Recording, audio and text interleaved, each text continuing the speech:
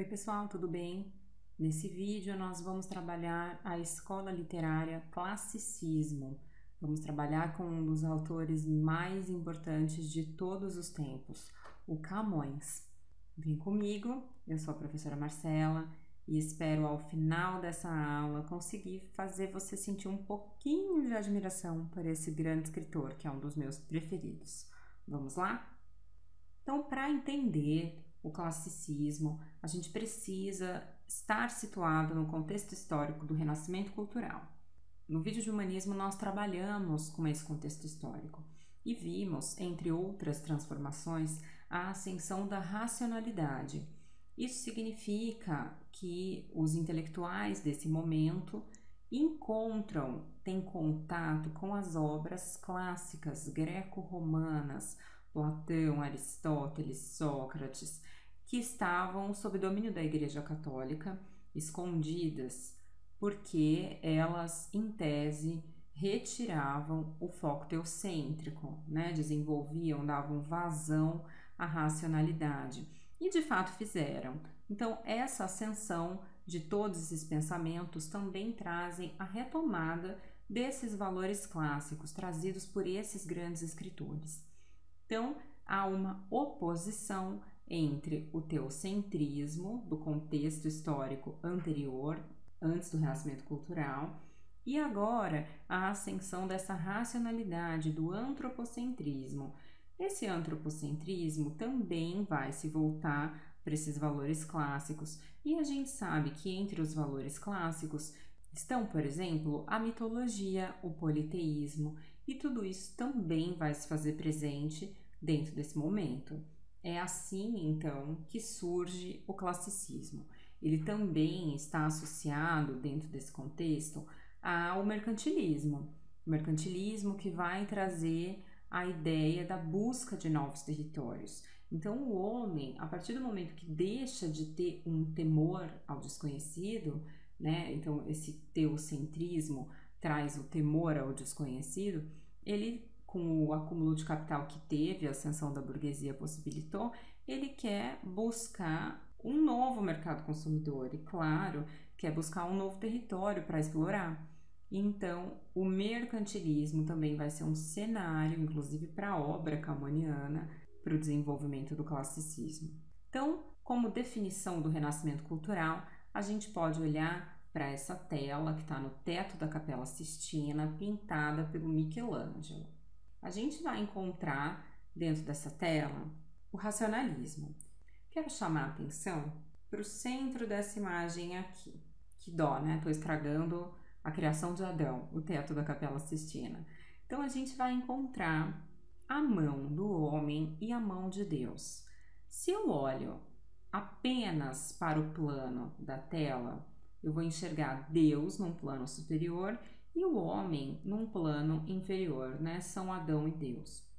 Porém, quando eu olho para essa parte que eu circulei, a gente vai perceber que as duas mãos estão no mesmo plano e que a mão do homem está inclusive num plano de superioridade.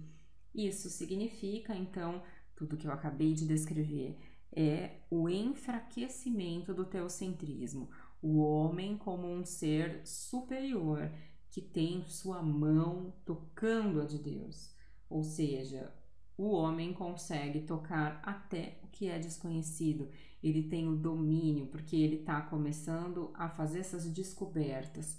Então, o Renascimento cultural traz a ascensão de todas essas obras que tem aí a racionalidade como pano de fundo.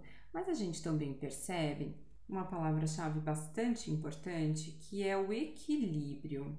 Então, a gente encontra um homem e Deus com uma postura bastante equilibrada. O que isso significa?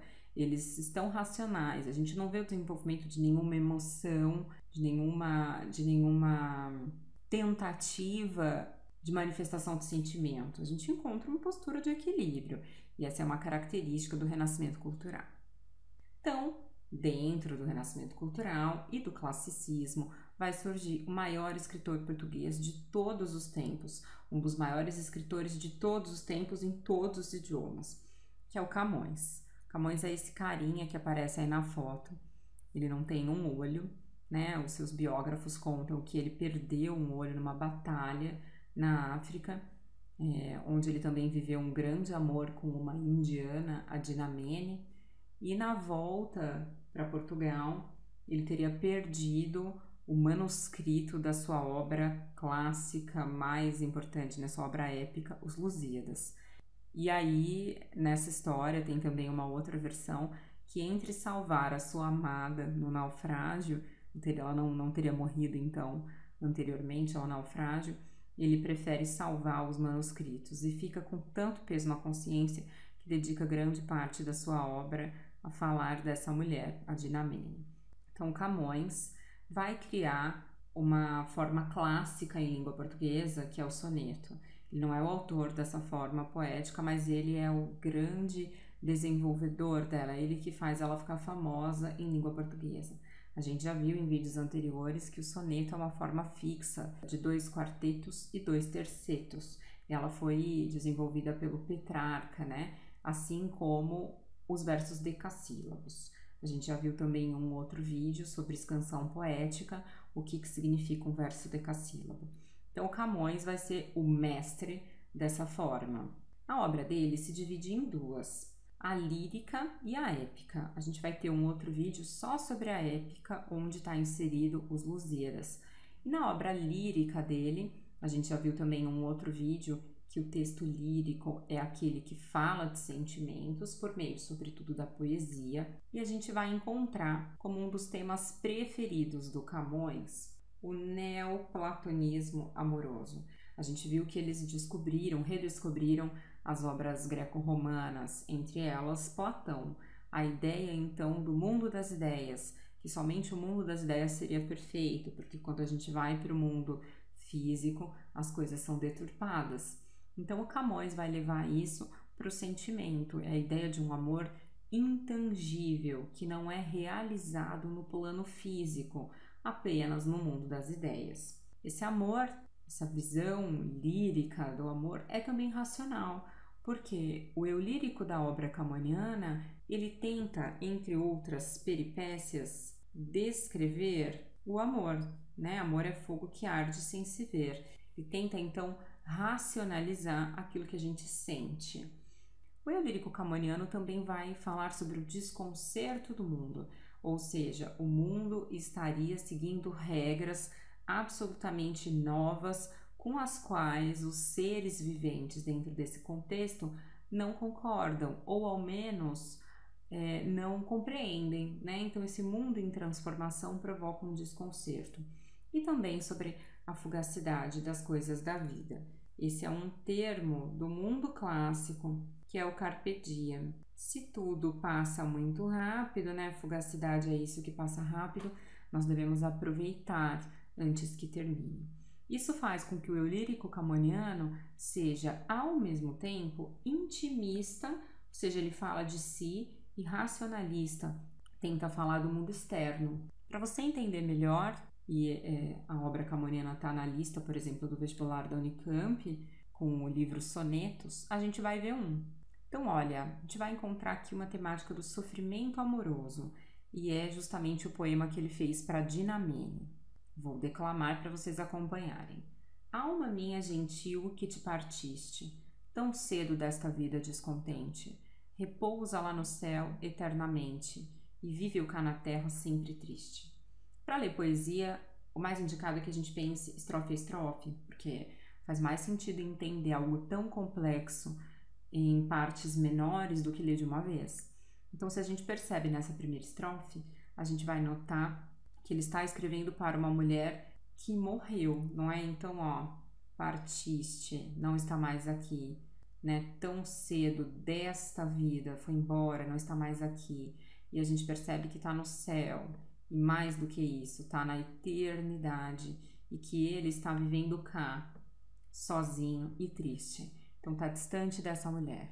Se lá no assento etéreo onde subiste, memória desta vida se consente, não te esqueças daquele amor ardente que já nos olhos meus tão por viste. Então ela, lá no céu, onde ela está, consiga se lembrar do amor que ele sentiu por ela e que ela enxergou nos olhos dele, né? Nos olhos do eu lírico. Se vires que pode merecer-te alguma causa a dor que me ficou da mágoa sem remédio de perder-te, roga a Deus, que teus anos encurtou, que tão cedo de cá me leve a ver-te, quão cedo de meus olhos te levou.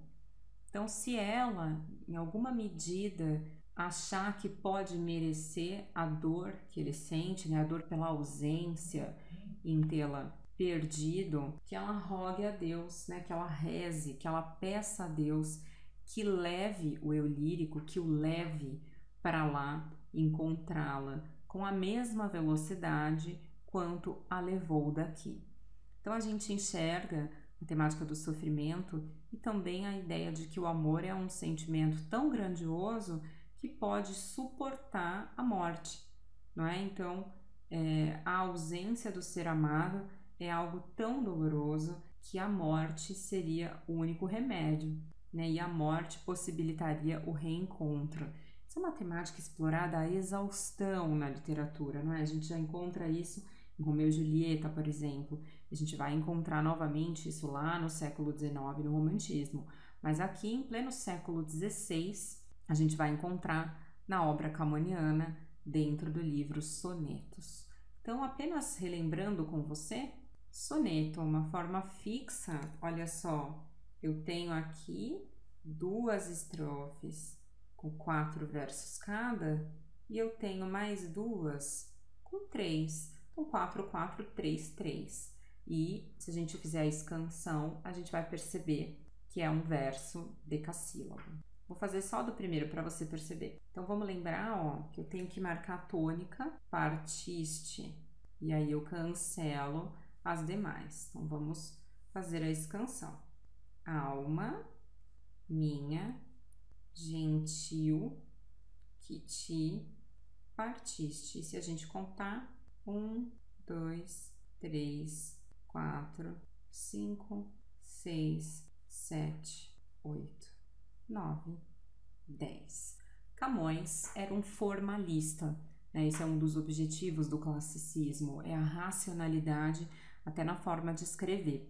Então ele prezava pela medida, né? Por textos que tivessem esse vocabulário absolutamente erudito, que tivesse rima. Então, se você voltar para o vídeo que trabalha com esquema de rima, olha só, partiste. O som vai se repetir lá no triste, então é A e aqui é B. Então vai ter um esquema de rimas pensado, né? Então, isso que significa que o autor está preocupado com a forma. Ele utiliza métrica e também faz uso de rima, ok? Então, essa é a vertente lírica do classicismo, do qual é representante Camões. Aguardo você no próximo vídeo para a gente falar sobre a épica camoniana. Até lá!